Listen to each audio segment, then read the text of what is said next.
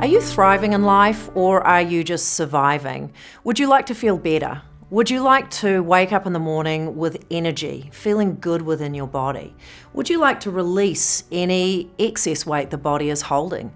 Would you like to feel good as you eat and after you eat? Would you like to feel a bit better mentally? Would you like to feel better physically? What is it that you want?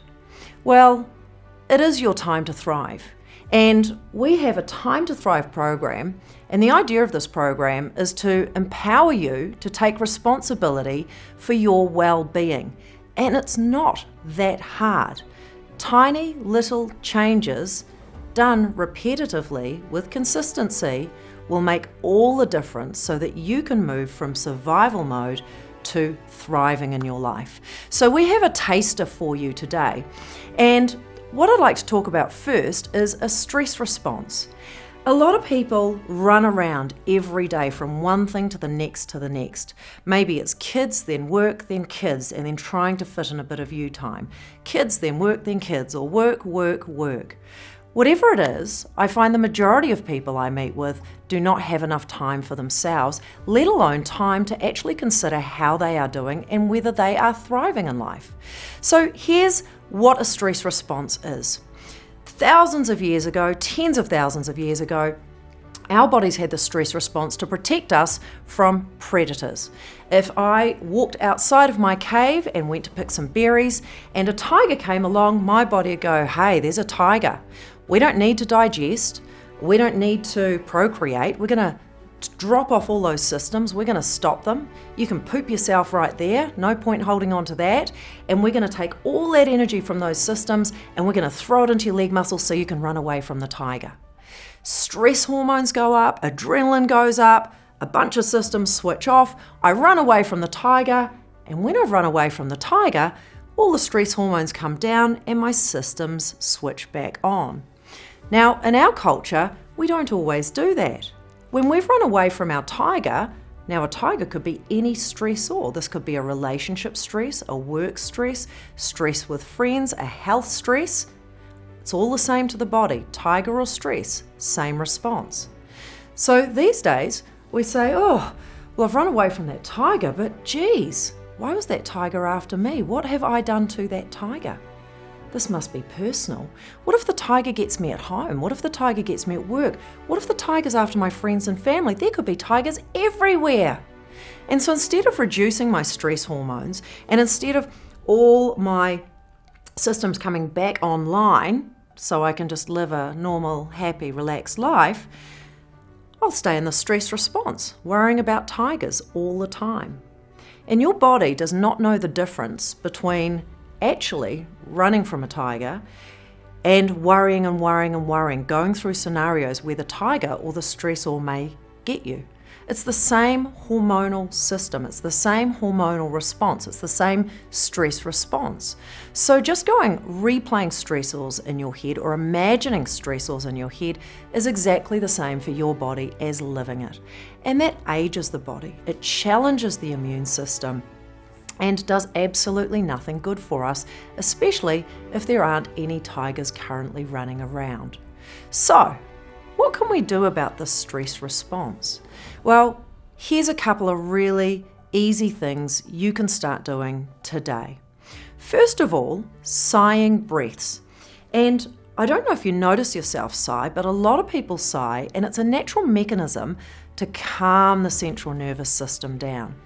When I'm in a stress response, it's like my body has an accelerator on. If I was a car, I'm going. But to rest and digest and repair and feel good and relaxed and calm and not be anxious or depressed, I need to have my brake working as well.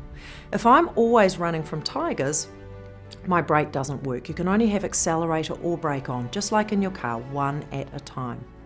So when the body sighs, when the body cries, it's your body trying to calm the central nervous system, trying to take the foot off the accelerator. So you can help your body. If you're feeling a bit of tension in the gut or up in the shoulders, how about taking some sighing breaths? And you could do this in your car every morning, every night, or you could get your family or your workmates to do it with you. So simply breathe in through your nose, and as you exhale, sigh really loud. Ah. Ah. Ah. Now, 10 sighs from beginning to end will get a lot quieter as your body releases the tension and calms down and is able to put on the brake. So where could you add your sighing breaths? I love it when you're aware that you have a bit of tension in the body and so you can sigh. But I also love doing sighing breaths before I eat. Now, if you're in sympathetic dominance, if you're in fight or flight, if you've got your accelerator on, if you're running from tigers, that's all the same thing, and you go to eat, do you think your body's really interested in properly digesting the food and taking the nutrients out of the food that you require? No.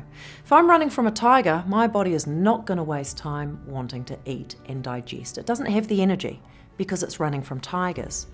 So before you eat, how about taking 10 slow sighing breaths? If you don't want to breathe out loud, you don't have to. Feel the shoulders sink down, feel the chest and the shoulders relax. 10 sighing breaths before food will help you put on the brake, will help you digest. So if you have digestive issues, if you get bloating after food, take the time to do 10 slow, relaxing breaths. And this is actually going to help your digestion. And that is not a hard thing to add into your day. You could start just trying that for dinner. Or if you do have digestive issues, try it for every meal. It'll make a huge difference. Number 2, water. Everyone thinks water's for hydration, but what is hydration? Ultimately, it's about diluting everything in the body. You're just a bunch of tubes. Input tubes, output tubes. All the cells are tubes. Everything is tubes. So we need to keep these tubes clear. And a lot of processes in your body have rubbish that needs to be taken away. So if we have a really good flow of water, we can take that away. If you were a hot tub and you hadn't been cleaned in a while, we just need to put the hose in and that would clean you out and refresh the water. So drinking water regularly is really important. And how much do you need? About 1 litre per 25 kg you weigh per day. So if you're 75 kg, that's 3 litres a day. And for a lot of people, this sounds really crazy and scary. Oh, how could I drink that? And don't be mistaken, coffee, soft drinks, anything else that is not water does not dilute you. It dilutes what's in it. If you have a tea, the water in the tea is diluting the tea. We need to dilute the body. So, if it seems like a lot of water to you, why don't you get a water plan? I like to do 1 litre first thing in the morning. And when you drink your water, swirl it around your mouth before you swallow. If we just chug, chug, chug, glug, glug, glug our water down, it will often just go straight through. So if you can swirl the water before you swallow, you're going to get better absorption. I like to do 1 litre first thing in the morning, really slowly, just after I've woken up. And it really gets me going and feeling really good in the morning. I like to do half a litre on the way to work, 1 litre at work, half a litre on the way home, and I'm over my water requirement. So find how you can fit water into your day, and once you have a water plan, and the earlier you do it in the day, the easier it is to actually become hydrated. And this can be life-changing for people. Now, the third thing that can make a really big difference is finding out what your metabolic type is. In our food, we have proteins, which are primarily meats, any meat, anything that came from eyes. And we have carbohydrates, which are all your fruit and vegetables. And we have fats that are a part of that. So things like avocado are much higher in fat, therefore much higher in protein. And we can also cook with fat. So we have things like ghee or butter or coconut oil. Now, your body runs on a different mixture, and sometimes at different times it needs a different mixture of these 2 types of fuels. The proteins, so our meat sources proteins and our high protein source vegetables, are really there to build the body. I'm made out of protein. So for repair, for inflammation, if you have any inflammation, aches, slow healing, immune problems, protein is what repairs you. The carbohydrates, the fruit and vegetables, and don't get confused with starchy carbohydrates, which are usually a bit harder to process for adults. So our starches are things like our breads, our rices, our pastas, and they need high quality fats to actually process them properly. But our carbohydrates, our fruits and our vegetables, are there to give us energy. And the two work together, but different people have different requirements. Some is based on ethnicity. We built our guts over the past 10,000 years, so wherever your ancestors were from is probably what you need to be eating. I have a huge amount of mixed ancestry, so I really have to go by how I feel. And if you're interested in knowing what fuel is right for your car, check out soonerwellbeing.co.nz and do our metabolic typing questionnaire, and we have all the information there for you. Often when I see clients for nutrition, they tell me, I'm trying to get healthier, I'm trying to reduce weight, and I say, what are you eating? And they say, oh, I'm having muesli for breakfast, and I'm having salad for lunch and salad for dinner. And I get them to understand that all of that is basically sugar. Carbohydrates, fruit and vegetables break down into sugars, and sugar is what makes fat in the body. We change them to their correct metabolic type, which is usually adding a little more high quality protein, and next thing you know, the weight is just falling off because they're limiting their sugar. That's really all you need to do. So, I'm going to challenge you. Try these 3 things for 1 week, and I dare you not to feel better. Sighing breaths before you eat, and if you're feeling stressed, if you notice tension in the shoulders. Drinking enough water and swirling your water, getting a water plan, finding out your metabolic type, and eating for your metabolic type. These 3 little things don't take a lot. They're not going to overwhelm you, and they're actually going to create a lot more space in your body and your mind. You'll feel better mentally, you'll feel better physically, and you'll feel better emotionally. I dare you. So, is it your time to thrive? Time to Thrive is a 10-module program. And the modules we go through are informative. They are there to educate you really simply. This is a program that I could take a 10-year-old through and they would understand it. The idea is to demystify all the things that you've read that are confusing the brain and not allowing you to make the right choices for you. So if you are ready to thrive, come and thrive with us. We're going to educate you and then show you some really simple practices that you can add to your day, maybe taking away other practices that are not beneficial for you, so that you will end up thriving, living a life that you love in a body that you enjoy. We're going to do a self-assessment, and we do this before and after because it's really important for you to stop and think and become aware of where you are and what it is you really want, what makes you feel good and what doesn't. We're going to have a look at our nutrition. So we're going to go through your metabolic type. What fuel is best for you? Are you feeding your vehicle the correct fuel to make you get the most out of it? We're going to have a look at goal setting, and goal setting is really important because if you don't have a path to travel, you often just end up travelling circles or repeating the same week again and again and again. And goal setting is not as challenging as it often seems. We have a really simple technique that we've been using for decades to help people find their way to a life where they can thrive. We look at posture because posture is the foundation for correct body function. A poor posture can make the body retain weight. It can create pain. It can create digestive upset. It can even create things like asthma and breathing difficulties. Being present is really crucial because we can't change the past and we cannot control the future or anyone in it.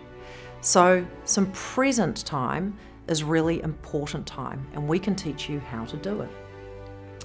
Talking about a stress response versus that stress release. If you understand what your body is doing at a physiological level, you have a much better chance of changing that. If you don't know why your body's doing something, how are you supposed to make a change? So it's really important that you understand a stress response and then can identify it in yourself when it happens, and then we'll give you practices so that you don't have to be in that stress response for so long or at all. We talk about reframing stories and beliefs. And this is really just getting a life where you tell yourself better stories, because innately everything that happens is a story. If I got caught in traffic today, I could say, yay, actually, you know what?